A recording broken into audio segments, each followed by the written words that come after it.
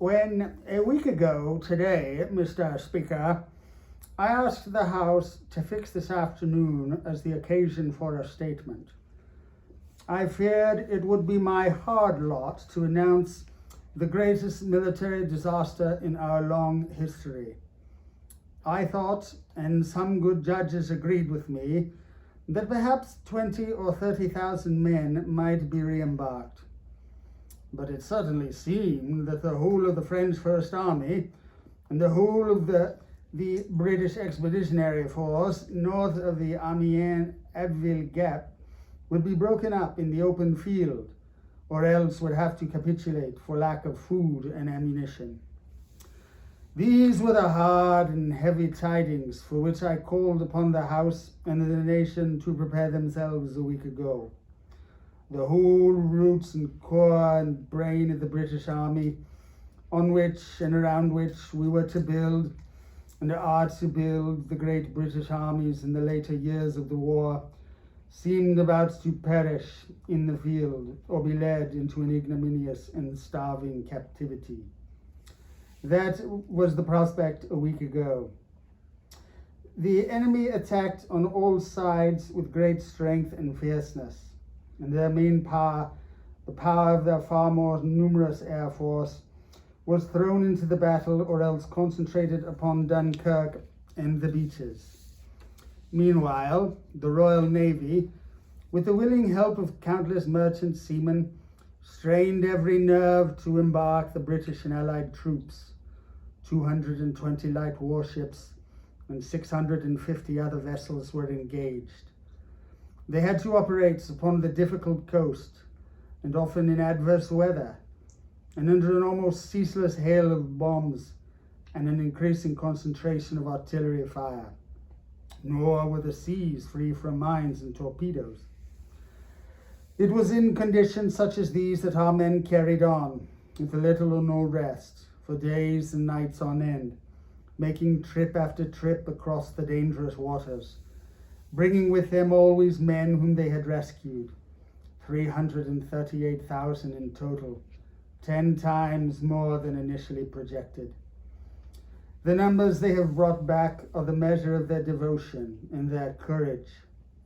The hospital ships, which brought off many thousand of British and French wounded, being so plainly marked, were a special target for Nazi bombs, but the men and women on board them never faltered in their duty.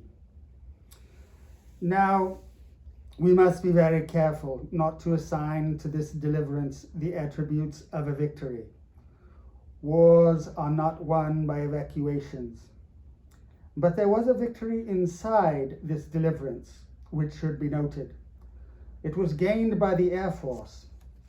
Many of our soldiers coming back have not seen the Air Force at work. They saw only the bombers which escaped its protective attack. They underrate its achievements. I will pay my tribute to these young airmen. May it not also be that the cause of civilization itself will be defended by the skill and devotion of a few thousand airmen? There never has been, I suppose, in all the world, in all the history of war, such an opportunity for youth. The Knights of the Round Table, the Crusaders, all fall back into the past, not only distant but prosaic. These young men going forth every morn to guard their native land and all that we stand for, holding in their hands these instruments of colossal and shattering power, of whom it may be said that every morn brought forth a noble chance, and every chance brought forth a noble night, deserve our gratitude, as do all the brave men who in so many ways and on so many occasions are ready and continue ready to give life and all for their native land. Nevertheless, our thankfulness at the escape of our army and so many men whose loved ones have passed through an agonizing week must not blind us to the fact that what has happened in France and Belgium is a colossal military disaster. The French army has been weakened. The Belgian army has been lost. A large part of those fortified lines upon which so much faith has been reposed is gone. Many valuable mining districts and factories have passed into the enemy's possession. The whole of the Channel ports are in his hands, with all the tragic consequences that follow from that. And we must expect another blow to be struck almost immediately at us or at France.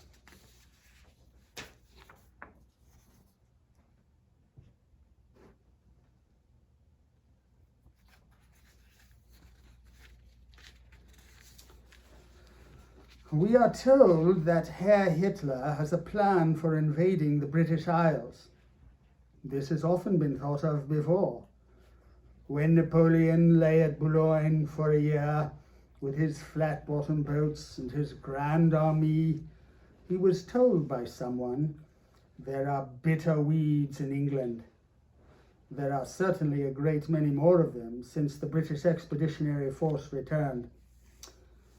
So I have my full confidence that if all do their duty, if nothing is neglected, and if the best arrangements are made as they are being made, we shall prove ourselves once more able to defend our island home, to ride out the storm of war, and to outlive the menace of tyranny, if necessary for years, if necessary, alone. At any rate, that is what we are going to try to do. That is the resolve of His Majesty's government, every man of them. That is the will of Parliament and the nation. The British Empire and the French Republic, linked together in their cause and in their need, will defend to the death their native soil, aiding each other like good comrades to the utmost of their strength. Even though large tracts of Europe and many old and famous states have fallen or may fall into the grip of the Gestapo and all the odious apparatus of Nazi rule, we shall not flag or fail. We shall go on to the end. We shall fight in France. We shall fight on the seas and oceans. We shall fight with growing confidence and growing strength in the air. We shall defend our island, whatever the cost may be. We shall fight on the beaches. We shall fight on the landing grounds. We shall fight in the fields and in the streets.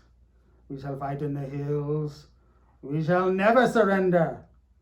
And even if, which I do not for a moment believe, this island or a large part of it was subjugated and starving, then our empire beyond the seas, armed and guarded by the British fleet, would carry on the struggle until, in God's good time, the new world, with all its power and might, steps forth to the rescue and the liberation of the old.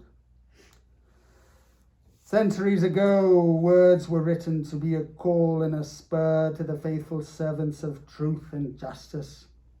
Arm yourselves, and be ye men of valor, and be in readiness for the conflict. For it is better for us to perish in battle than to look upon the outrage of our nation and our altar. As the will of God is in heaven, even so let it be. So I would say to the House, as I said to those who have joined this government, I have nothing to offer but blood, toil, tears, and sweat. We have before us an ordeal of the most grievous kind. We have before us many, many long months of struggle and of suffering. You ask, what is our policy? I can say it is to wage war by sea, land, and air, with all our might and with all the strength that God can give us, to wage war against a monstrous tyranny never surpassed in the dark, lamentable catalogue of human crime. That is our policy. You ask, what is our aim? I can answer in one word. It is victory.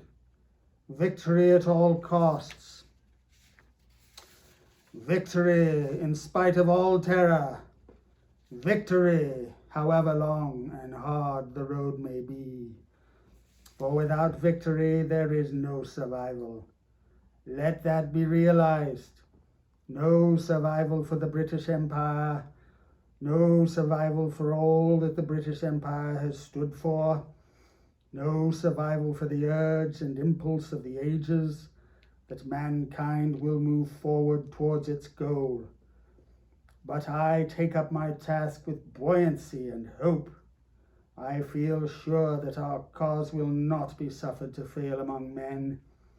At this time I feel entitled to claim the aid of all, and I say, come then, let us go forward together with our united strength. The Battle of France is over. I expect that the Battle of Britain is about to begin. Upon this battle depends the survival of Christian civilization. Upon it depends our own British life and the long continuity of our institutions and our empire. The whole fury and might of the enemy must very soon be turned on us. Hitler knows that he will have to break us in this island or lose the war. If we can stand up to him, all Europe may be free, and the life of the world may move forward into broad, sunlit uplands. But if we fail, then the whole world, including the United States, including all that we have known and cared for, will sink into the abyss of a new dark age, made more sinister and perhaps more protracted by the lights of perverted science. Let us therefore brace ourselves to our duties, and so bear ourselves that if the British Empire and its Commonwealth lasts for 1,000 years, men will still say, this was their finest hour.